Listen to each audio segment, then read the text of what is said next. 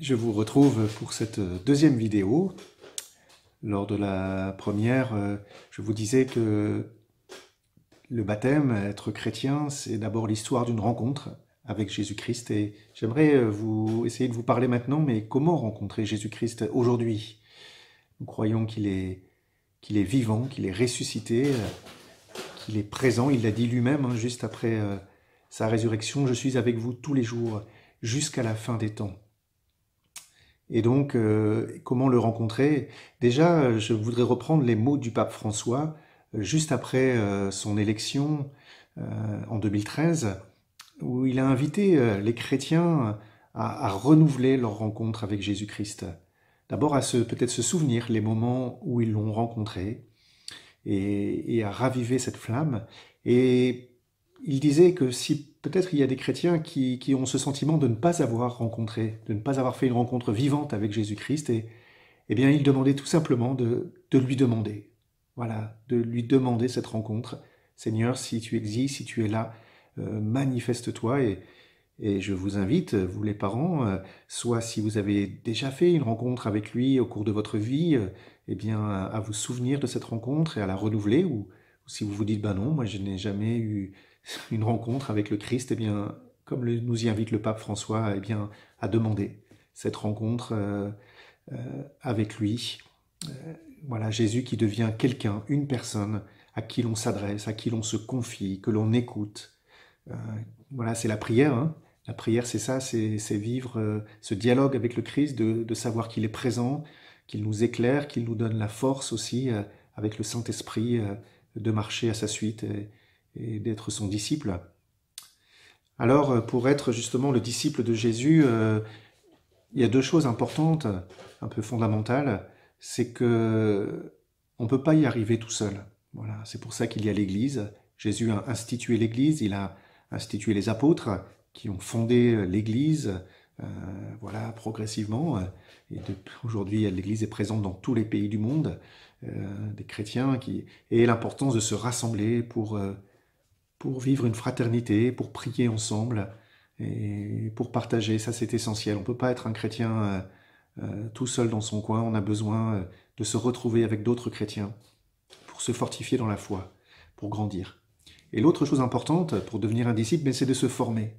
On ne peut pas être non plus un chrétien, juste dire je suis croyant et ne rien connaître de la foi, de la Bible. Euh, voilà, et c'est important tout au long de sa vie. Et votre enfant qui va être baptisé, c'est important de l'éveiller à la foi, à sa mesure. Hein, petit enfant, il existe des moyens concrets, il existe des livres pour enfants sur les histoires de la Bible, des saints. Euh, Dès le plus jeune âge, hein, il existe des choses, et puis progressivement, il existe aussi, il y a des célébrations dans les paroisses pour les enfants, les petits-enfants, hein. Mais même chez vous aussi, dès les premiers mois, c'est poser des signes, par exemple, faire une petite croix sur le front de votre enfant pour prier pour lui, dire une prière à côté de lui. Voilà, tout ça, ça éveille l'enfant. Et puis, bien sûr, après, dès l'âge de 7 ans, 7-8 ans, il pourra faire le caté à la paroisse et approfondir sa foi, connaître et ainsi de suite. Et c'est important, adolescent, jeune adulte, et puis tout au long de la vie, il existe des formations, des parcours de foi pour découvrir la foi, renouveler sa foi, des parcours bibliques aussi pour découvrir la Bible, des parcours de réflexion sur les grandes questions de notre société. Voilà, et donc c'est important de se former pour développer son intelligence, et sa connaissance de Dieu, sa connaissance voilà, de la foi chrétienne. Donc faire partie de l'Église, vivre une fraternité et puis se former. Et ces deux fondements, c'est pour vivre trois missions. Le chrétien a trois missions. La première, c'est celle de prier. Voilà, de prier. Et le chrétien, prier, c'est quoi? C'est essayer d'écouter Dieu à travers la Bible, bien sûr, mais aussi à travers les événements de la vie, d'écouter Dieu qui nous parle à travers les autres aussi, et puis en moi aussi. Voilà, la prière, c'est d'abord écouter, ensuite c'est parler à Dieu, lui confier mes joies, mes peines, mes difficultés, chercher sa volonté, chercher son chemin. Et puis la prière, c'est aussi parfois tout simplement être là, avec Dieu, contempler la nature, contempler les visages de mes proches, de mon épouse, de mon époux, de mes enfants, et voilà, voir Dieu à travers les autres, à travers la nature, à travers les belles choses, contempler, vivre la prière, savoir que tout vient de Dieu et tout va vers Dieu. Voilà, c'est ça la prière. La deuxième mission du chrétien, c'est celle de témoigner. Voilà, témoigner sa foi, d'abord par ses actes, par sa façon de vivre, l'amour du prochain et tout ce que nous demande l'Évangile. Et puis aussi savoir témoigner par sa parole, quand c'est possible, avec nos proches, nos amis, oser dire qu'on est chrétien, ne pas avoir peur et puis partager simplement, par exemple, ce baptême que vous allez vivre bientôt, cette préparation, voilà, être témoigné. Et puis la troisième mission du chrétien, c'est celle de servir le monde, servir les hommes, mettre tous ses talents au service des autres, dans l'amour du prochain, comme Dieu nous y a invités. Vous voyez, le jour du baptême, le prêtre va marquer de l'huile sainte, le Saint-Crème, votre enfant, et il va dire cette prière. Il va dire le prénom de l'enfant et il dira « Tu es maintenant baptisé. Le Dieu Tout-Puissant, Père de Jésus, le Christ, notre Seigneur, t'a libéré du péché et t'a fait renaître de l'eau et de l'Esprit Saint. Désormais tu fais partie de son peuple, tu es membre du corps du Christ et tu participes à sa dignité de prêtre, de prophète et de roi. Dieu te marque de l'huile du salut afin que tu demeures dans le Christ pour la vie éternelle. » Tu participes à la dignité de Jésus, de prêtre, de prophète et de roi. Tu es prêtre parce que tu peux prier Dieu, tu peux entrer en relation avec Dieu, tu es prophète parce que tu peux témoigner de lui dans ce monde, et tu es roi parce que tu peux mettre en œuvre l'amour de Dieu dans ce monde, tu peux servir ce monde. Voilà les trois grandes missions du chrétien. Alors, eh bien, votre enfant, voilà, il sera appelé à vivre ce chemin avec votre aide à vous les parents, qui êtes les premiers responsables, les parrains-marraines aussi, qui acceptent cette mission d'accompagner l'enfant, de témoigner eux-mêmes de leur foi et de leurs questions aussi, bien sûr. Il ne s'agit pas, on ne connaît pas tout, même vous les parents, même moi le prêtre, vous savez, on ne connaît pas tout et on a des questions et les enfants peuvent comprendre. Mais en même temps, voilà, comment on se forme, comment on fait partie aussi de l'Église pour progresser dans notre foi et votre enfant, eh bien, il va vivre ce chemin avec vous et avec l'Église qui va vous accompagner, qui va l'accompagner sur son chemin de foi. Voilà, je vous invite à vous poser des questions. Comment je prie? Peut-être partager aussi avec vos proches sur cette question. Comment nous prions tout seul ou bien et en Église aussi. La prière, voilà, des sacrements du baptême, la confirmation que l'on reçoit à partir de l'âge de 15 ans, quand on est un peu mûr, où on demande à Dieu de venir confirmer son baptême.